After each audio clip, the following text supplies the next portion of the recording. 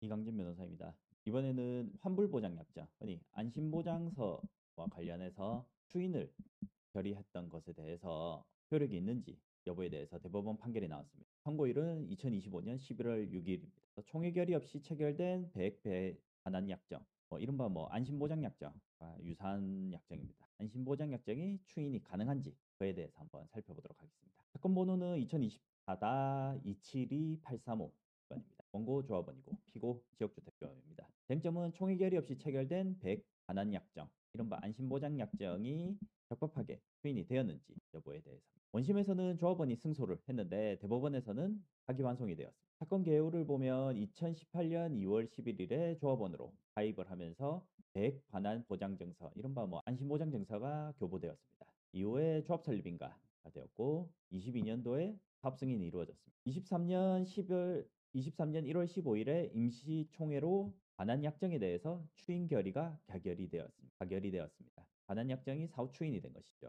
그 이후에 1심 소재기가 23년 4월 28일에 이루어졌습니다. 23년 4월이고 23년 1월입니다. 그 이후에 23년 11월에 착공신고까지 이루어졌습니다. 원심은 반환약정은 총의 결의 없이 체결되어서 무효다. 이 부분에 대해서 총의 결의 없이 체결된 것은 무효다라는 부분은 대법원에서도 일관되게 인정을 하고 있는 부분이어서 이 부분은 문제가 없습니다. 다만 무효행위 추인에는 조합총회의 추인뿐만 아니라 플러스 계약 상대방인 원고, 조합원의 추인까지 필요하다라고 보기 때문에 원고의 추인이 없었으므로 조합의 추인 의결만으로는 적법하게 추인이 된 것이 아니다라고 보았습니다. 이 사건 반환약정에 대하여 피고의 계약 상대방이 원고의 추인까지 있어야만 피고가 이 사건 반환약정을 적법하게 추인할 수 있다고 보아 원고의 추인이 없는 이상 이 사건 추인 결의만으로는 이 사건 반환약정을 적법하게 추인할 수 없다라고 판단을 한 것입니다. 결국에는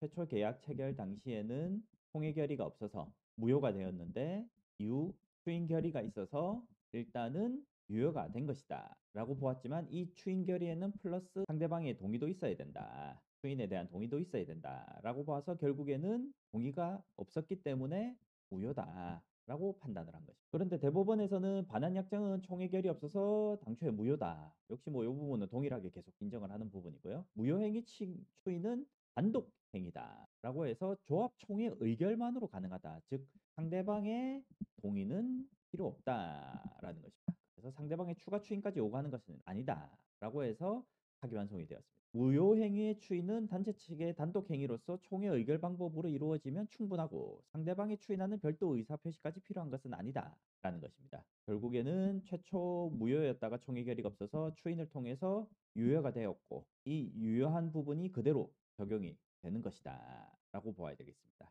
조합원이 승소한 판결에 대해서 파기환송이 이루어졌기 때문에 결국에는 조합원 해당 부분에 대해서는 패소를 할 가능성이 높아졌다. 그래서 이를 정리해서 보면 지역주택조합은 비법인 사단이기 때문에 조합원 총유재산에 대해서 총의 결의가 원칙적으로 필요하고 또 조합원 납입금액에 대해서 반환 보장이라든지 반환을 하겠다는 보장은 재정상 중대한 부담행위이기 때문에 이러한 처분행위로서 총의 결의가 반드시 필요하고 총회 결의가 없이 이루어진 안심보장약정 같은 약정들은 원칙적으로 무효이다라고 할 것입니다. 그리고 무효행위 추이는 단독 의사표시로 가능하고 비법인 사단의 경우 총회 결의를 통해서 할 수 있고 상대방의 추인 동의는 필요하지 않습니다.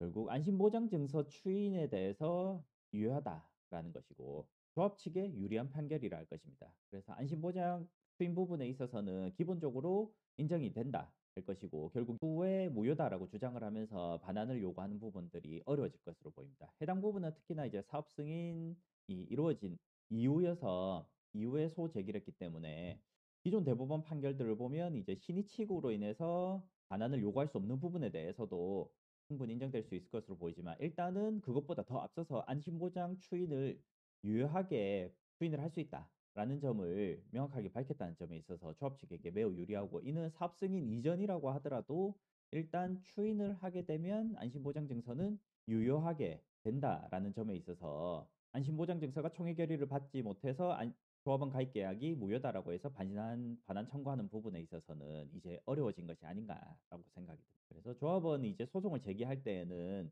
신중을 기해야 할 것으로 보이고 특히나 탈퇴라든지 자격 상실 이런 부분들로 하는 부분들은 별개로 하더라도 안심보장 증서에 따른 소송을 제기할 때에는 여러 가지 사항들을 명확하게 확인한 다음에 소송을 할 필요성이 있고 특히나 추인총회가 있다면 추인총회 이전에 반드시 소제기할 필요성이 있다 할 것입니다. 안심보장증서로 추인이 유효하다고 하더라도 이것은 일단은 무효에 따른 반환 의사 표시 이전에 이루어졌어야 되는 부분들이기 때문에 추인총회 이후에 소제기를 했을 경우에는 본건 판결과 같이 문제가 될 가능성이 있습니다.